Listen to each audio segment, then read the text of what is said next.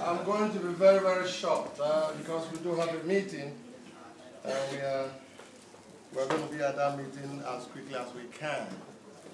But the sermon must be said.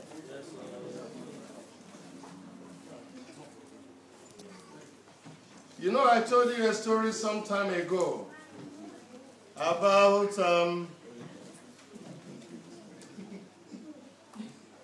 that happened about 1861. 1861 was the, for those who read history, was the annex of Lagos. Lagos was annexed by the British in 1861. That was the first time that they came with the Bible to annex us. And if you follow constitutional developments, you will find out what happened, but it's not why I'm here. What I wanted you to know is that at that time, in 1861, a lot of people were not literate. And when they were asked to distribute letters, it happened in my own part of the world. And they had 4 pockets, and they had these letters in their 4 pockets. You remember the story? Yes. And then, since the person who will go and distribute these letters was not as literate as, so what the person did was to label the names and towns on the pockets. And labeled Owerri Aba, Umuneke, Owerri Abangba. You remember that story? Yes. And so he was going to Umuneke. That was his first point of call, and something told him that he has to label Umuneke here over the Abangba. And then as he was riding on his cycle and he was singing Umuneke over the Abangba, Umuneke over the Abangba. So when he got to Umuneke, he dropped the letters meant for Umuneke and then knew that it's only remaining over the Abangba, and common sense could tell him that. And he started singing Owerri Abangba, Owerri Abangba. And when he did, he gave that of Owerri, he remained Abangba, and then he started singing Abangba, Abangba. And then when he finished that of Abba, he went to Umba, on his way to Umba, he started saying Umba, Umba, Umba, Umba, Umba, Umba. And so it was so easy for him that he didn't go to school. He didn't need to go to school to be able to carry out that responsibility. And I tell you today, this sermon will touch you some areas you will like, some areas you won't like.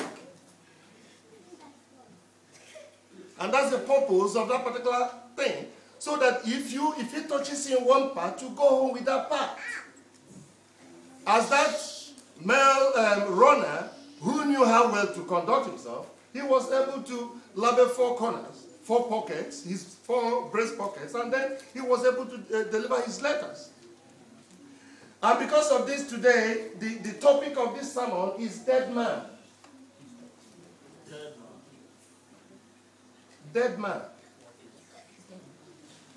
And the text of this sermon is taken from the Gospel according to St. Luke, chapter 7, from verses 1 to 17. And we shall pay particular attention to verses 11 to 17. During the course of the sermon, no, don't sit on my mother. During the course of the sermon, we are going to be looking at Job 14:7. And then we will also look at verses 14, that is 14:14. It might be necessary that we might visit Acts of Apostles 16:25, and then we may look at 2 Kings 2:19. My message, therefore, to the church today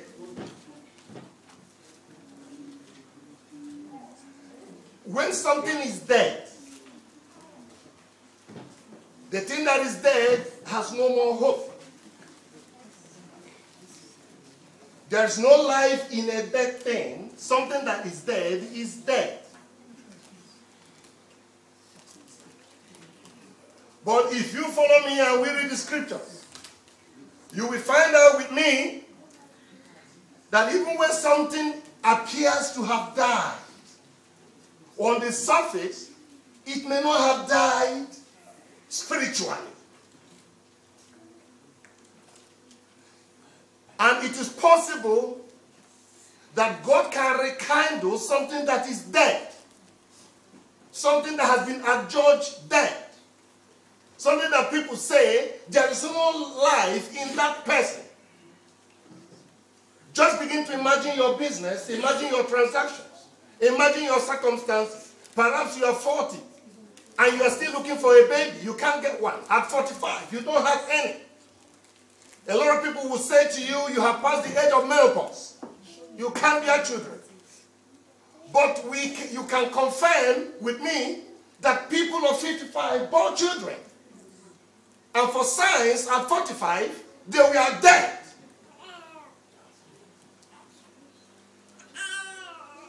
And you can also confirm that when people think that something is no longer feasible, is no longer workable, that there's no way that it can be reactivated, that God is able to speak to dead businesses, dead life, dead opportunities, in fact, dead blessings.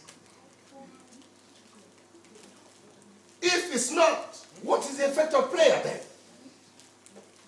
If you take anything in your stride and accept it, like Plato will say, with equanimity, with calmness of mind, then what is the purpose of prayer?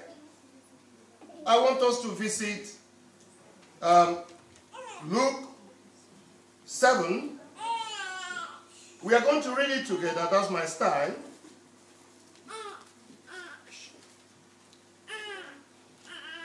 We're going to read it together. Let's go to Luke 7.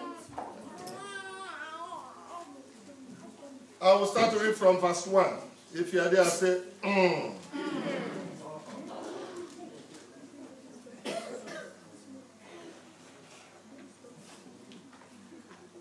Let's go. Slowly.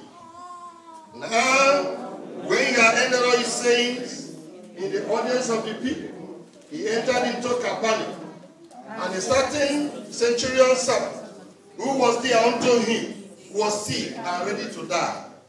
And when he heard of Jesus, he said unto him the elders of the Jews, beseeching him that he would come and heal his servant.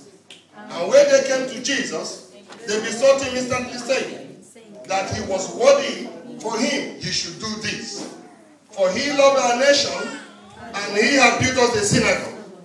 Then Jesus went with them. Stop.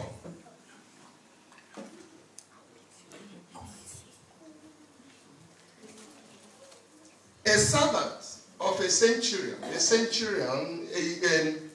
is a man in authority, a man who controls garrisons of soldiers. The servant was about to die.